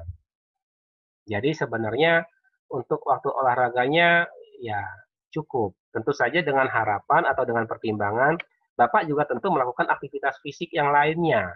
Jadi mungkin membantu ibu untuk beres-beres di rumah, merapihkan kebun, bercocok tanam, ataupun membersihkan kolam, ataupun yang lainnya. Jadi ya untuk saat ini yang sudah Bapak lakukan sudah cukup baik. Nah sekarang Bapak apakah sudah moderate atau belum, itu yang harus diukur oleh Bapak sendiri. Dalam artian, ketika Bapak melakukan senam tadi, apakah saat senam, Bapak merasakan cukup sulit untuk bisa berbicara panjang lebar, ataukah pada saat senam Bapak malah bisa ngerumpi dengan yang lainnya? Kalau memang saat senamnya masih bisa sambil ngerumpi dengan yang lainnya, ya mungkin sarannya tambahkan level dari senamnya. Bikin gerakan-gerakannya yang mungkin sedikit ditambah intensitasnya. Tapi kalau memang Bapak saat senam sudah merasakan bahwa untuk berbicara juga memang hanya bisa sampai 3-4 kata, itu artinya sudah cukup untuk menjadi moderate. Atau kalau Bapak merasakan bahwa begitu saat senam, Bapak sampai ngos-ngosan sekali gitu ya, untuk ngomong satu kata juga kadang-kadang susah, itu artinya berlebih. Artinya level senamnya atau intensitas senamnya yang harus dikurangi. Seperti itu mungkin dari saya, Bapak. Terima kasih. Terima kasih, Dok. Kita lanjut ke pertanyaan berikutnya. Dari Bapak Heri Palgun. Pertanyaannya, sebagai pensiunan, apakah perlu kita pada saat puasa nanti mengkonsumsi suplemen untuk menjaga kondisi tubuh? Silakan, Dok. Terima kasih, Pak Heri. Jadi pada prinsipnya, selama tubuh kita sehat, selama makan kita memenuhi kriteria makan yang seimbang, gizi seimbang dan makan sehat tadi, suplemen sebenarnya tidak terlalu dibutuhkan. Bahkan saya berikan catatan bahwa kadang-kadang suplemen juga membahayakan bagi tubuh kita. Nah, sekarang pertanyaannya, apakah Bapak ketika makan, pada saat sahur, pada saat berbuka, atau pada saat selesai tarawih, apakah makannya kualitasnya sudah baik? Apakah kuantitasnya sudah baik? Tadi kalau yang dari slide yang saya share tadi, artinya apakah Bapak makan buah-buahannya misalnya paling tidak saat sahur Bapak makan 1 buah, pada saat berbuka atau saat selesai tarawih Bapak makan buah-buahan juga 1 buah misalnya. Artinya sudah tercapai kondisi minimalnya. Kemudian pada saat sahur Bapak apakah jumlah sayurnya sudah cukup banyak, jumlah nasinya sudah cukup banyak, jumlah protein hewani dan protein nabatinya apakah sudah ada? Kemudian pada saat berbuka juga apakah itu juga sudah ada? Apabila semua tadi sudah terpenuhi, sebenarnya tidak perlu untuk mengkonsumsi suplemen. Kenapa? Kadang-kadang suplemen tadi isinya itu sudah berbagai mikronutrien, berbagai vitamin, berbagai mineral. Catatan, saya tambahkan, saat ini vitamin A tidak disarankan untuk dikonsumsi berlebihan. Demikian juga vitamin E. Vitamin E disarankan hanya 100-200 mg.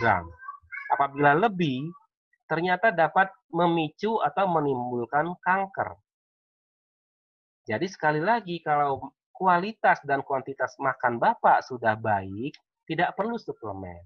Kecuali kalau memang Bapak merasakan kondisi badannya sedang kurang sehat, kemudian makannya juga turun menjadi lebih sedikit, pada saat itu Bapak bisa konsumsi suplemen untuk menambah daya tahan tubuhnya. Terima kasih Bapak Heri. Oke, baik. Terima kasih, Dok. Kita lanjut ke pertanyaan berikutnya dari Bapak Kusnaidi. Yang ingin saya tanyakan, bagaimana menaikkan berat badan? Dan apa boleh pada usia saya yang 65 tahun, berat badan 60 kg stabil, dengan tinggi 171, kalau makan yang bergizi, protein tinggi, malah kolesterol yang naik.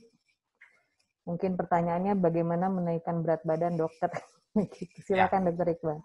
Terima kasih Pak Kusnaidi. Memang kalau kita lihat dari usia dan tinggi badan, kalau Bapak bisa menaikkan berat badannya sedikit lagi gitu ya, jadi sekitar 65 sampai 70 akan lebih baik.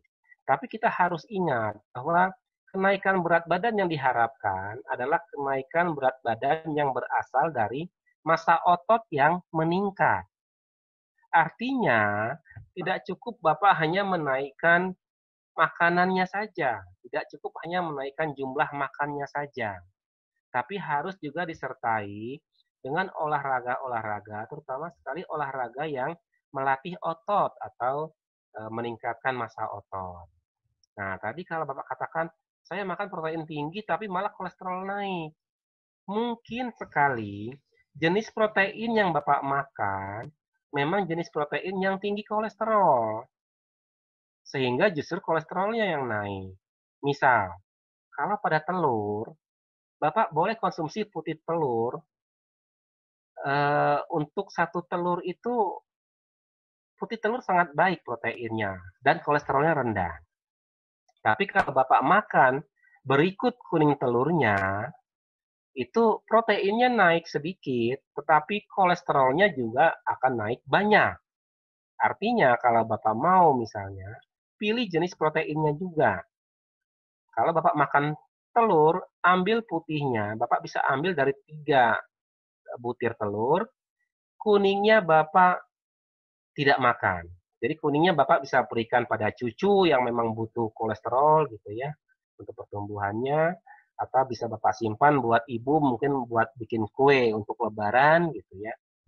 Ataupun misalnya makanan yang lain, misalnya daging ayam. Bapak konsumsi daging ayamnya saja. Kulitnya tidak Bapak konsumsi.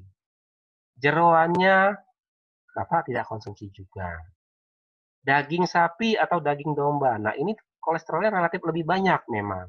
Jadi mungkin dalam seminggu daging sapi maupun daging domba ataupun daging kambing gitu ya.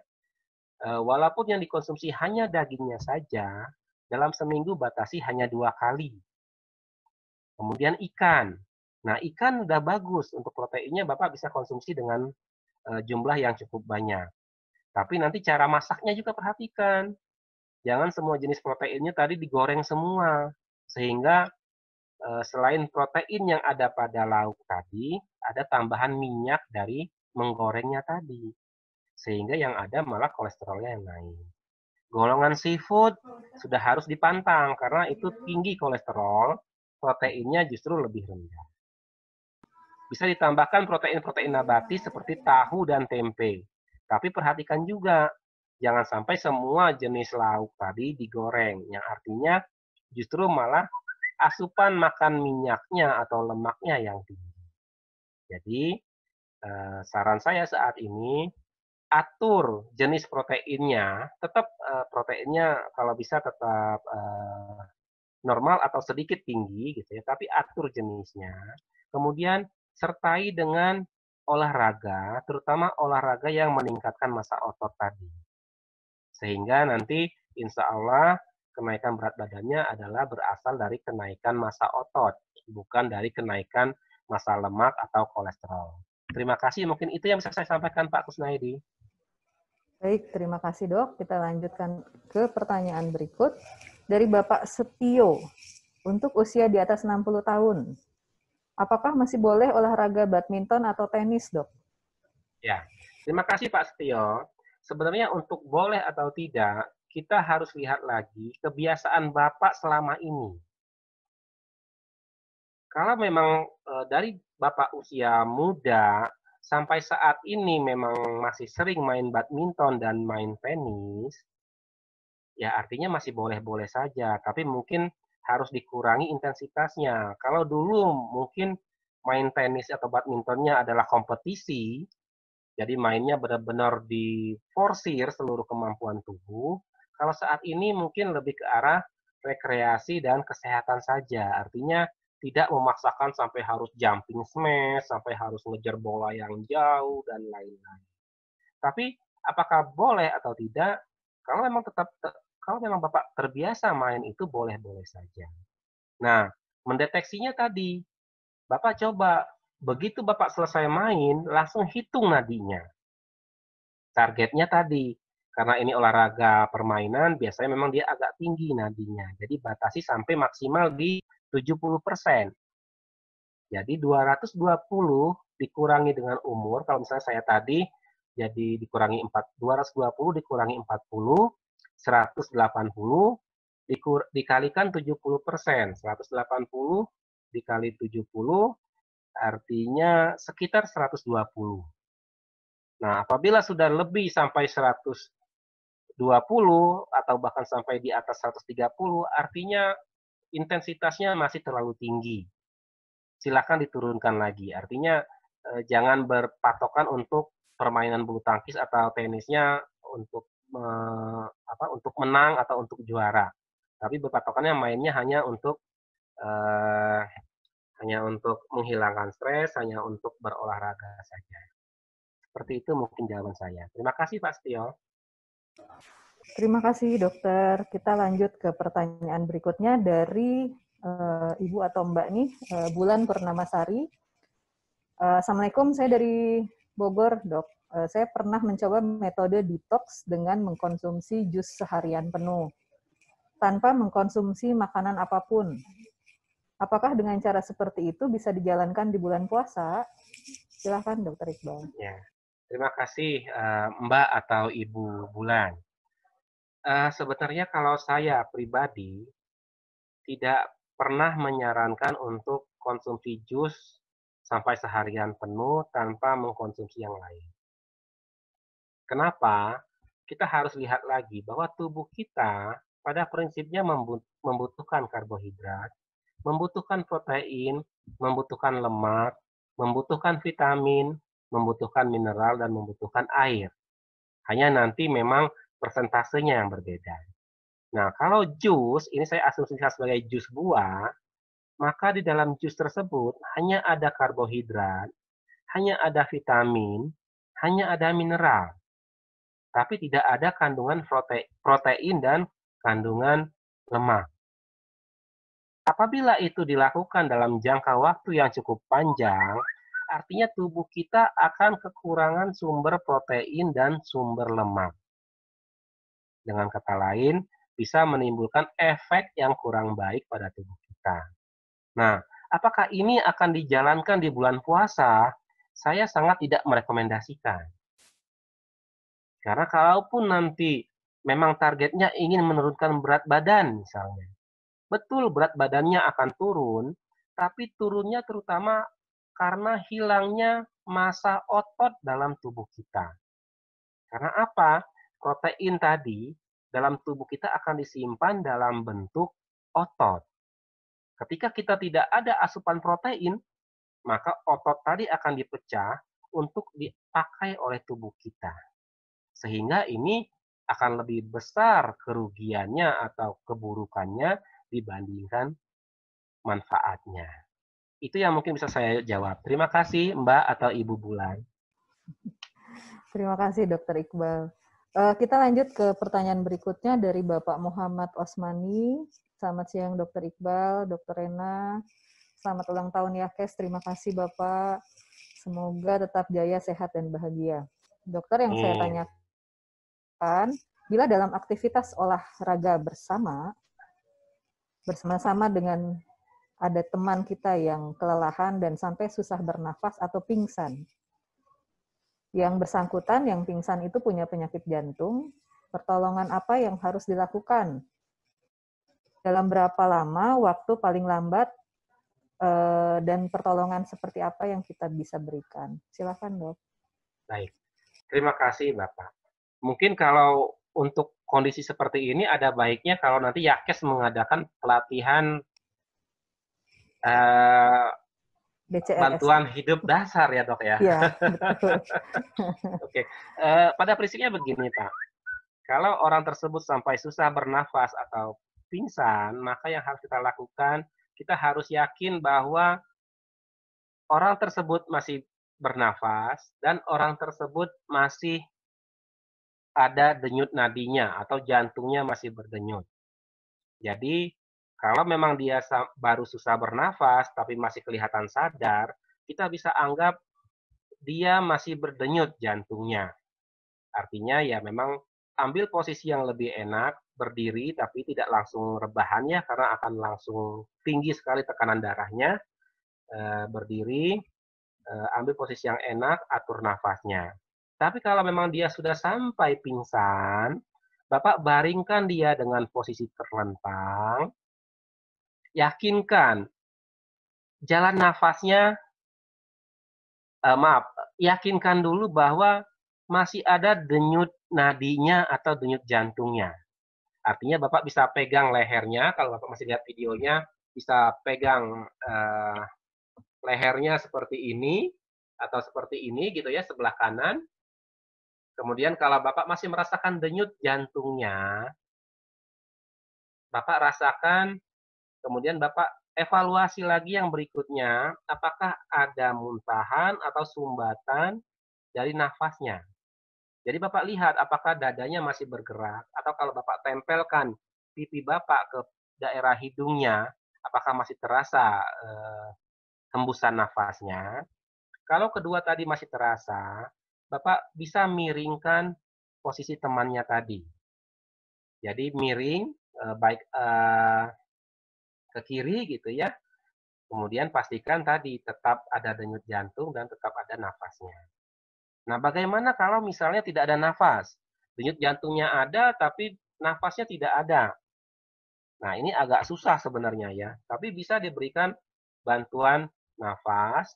Bapak bisa cari plastik gitu ya, atau kain yang bersih, lubangin bagian tengahnya, kemudian Bapak hembuskan melalui mulut ke mulut. Tapi tadi ya, jadi mulut ke mulutnya tidak ketemu langsung.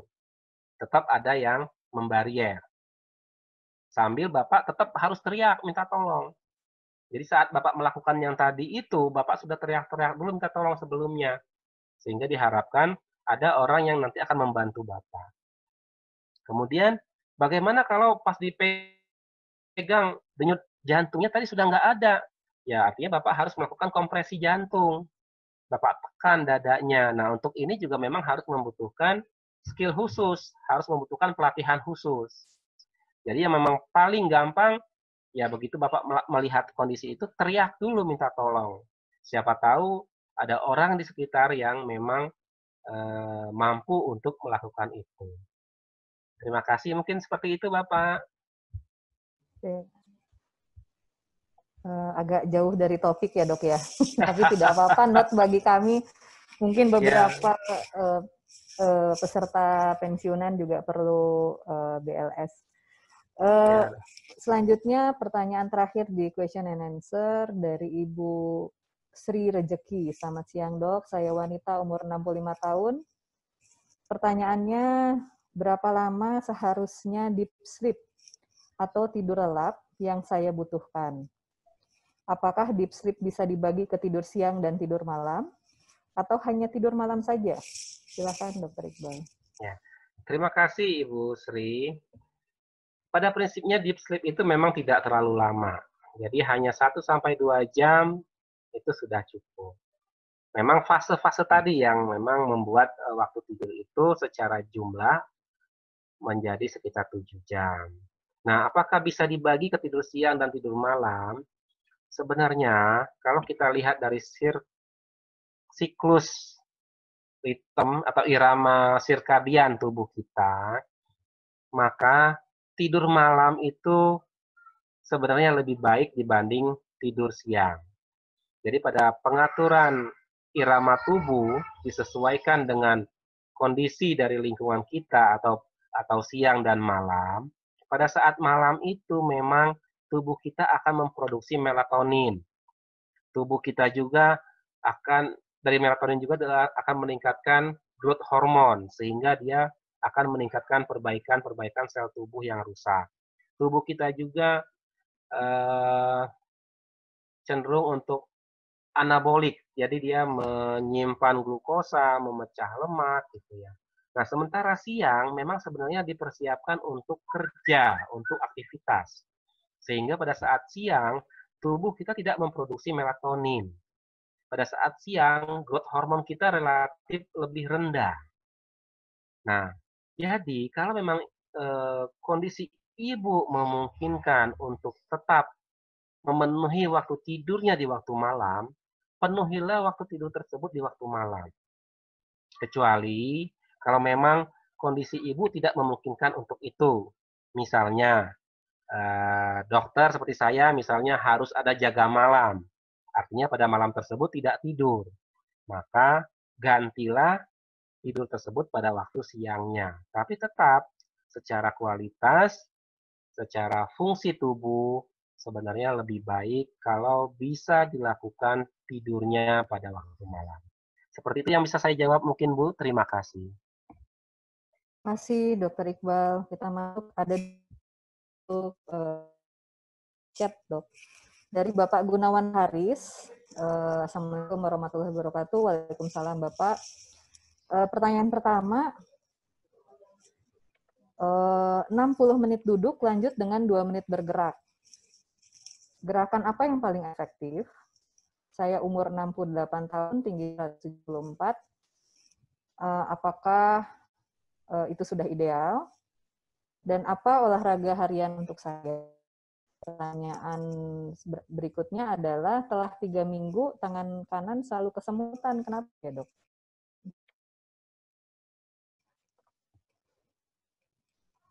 Halo? Halo?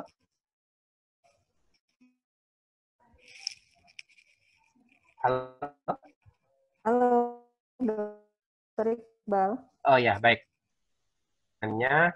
Jadi setelah 1 jam duduk, kemudian bergerak, gerakan apa saja yang efektif? Sebenarnya yang penting Bapak bisa bergerak, Bapak bisa berdiri, lakukan peregangan gitu ya, luruskan semua sendi-sendinya, tekuk semua sendinya, kemudian ya setelah 2 menit Bapak silakan duduk lagi. Jadi sebenarnya pada prinsipnya memang tidak diharapkan tetap diam, tetap dalam satu posisi dalam waktu yang lama. Kalaupun Bapak misalnya malas berdiri pun bisa dilakukan di tempat duduknya. Lakukan peregangan-peregangan sambil duduk, setelah 2 menit, Bapak fokus lagi ke pekerjaannya. Kemudian tadi, olahraga apa yang sesuai atau yang cocok, sebenarnya nanti ini dari orang per orang tentu berbeda. Ya, walaupun misalnya usianya sama, misalnya sama-sama 65 tahun tadi ya, tapi mungkin antara satu orang dengan orang yang lain tetap berbeda. Jadi kita harus melihat lagi track record-nya selama ini bagaimana. Untuk orang yang memang sudah terbiasa olahraga, maka olahraganya mungkin tadi akan cukup berat, akan cukup berkualitas gitu ya. Mungkin bisa sampai ke lari pelan atau jogging gitu ya, bisa sampai ke lari yang menengah.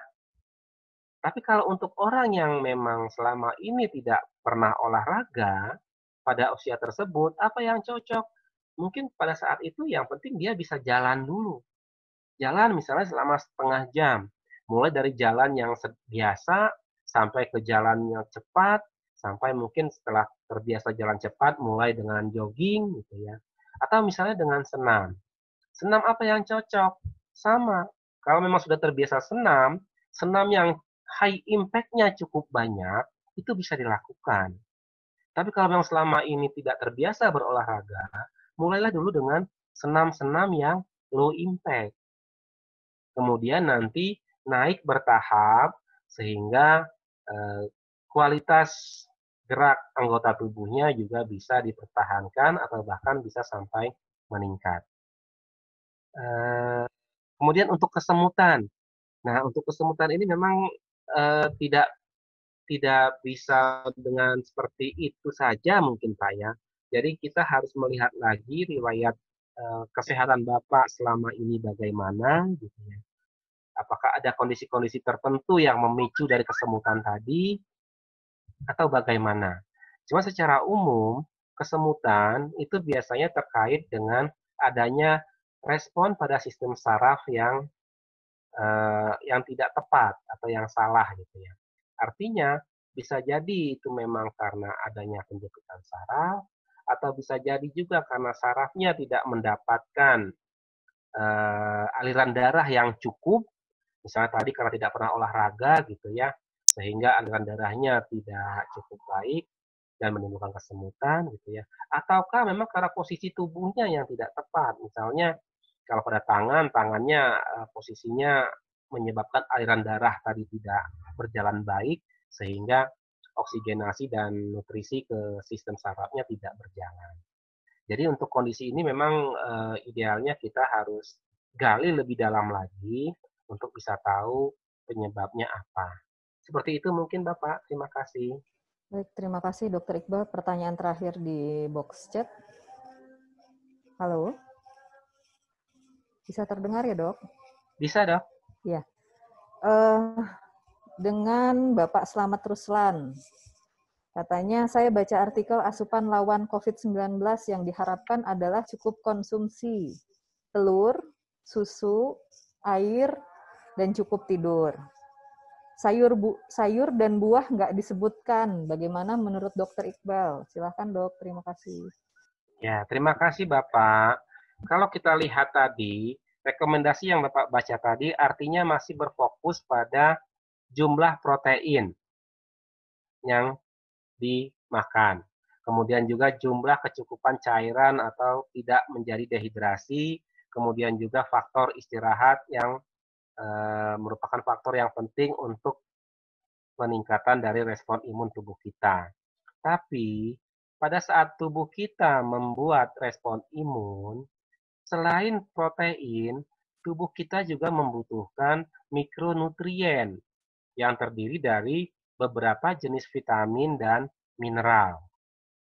Nah, kalau tadi hanya cukup makan makanan sumber protein, misalnya telur, susu, gitu ya, beberapa jenis vitamin dan mineral memang ada, tapi beberapa jenis vitamin dan mineral yang lain tidak ada.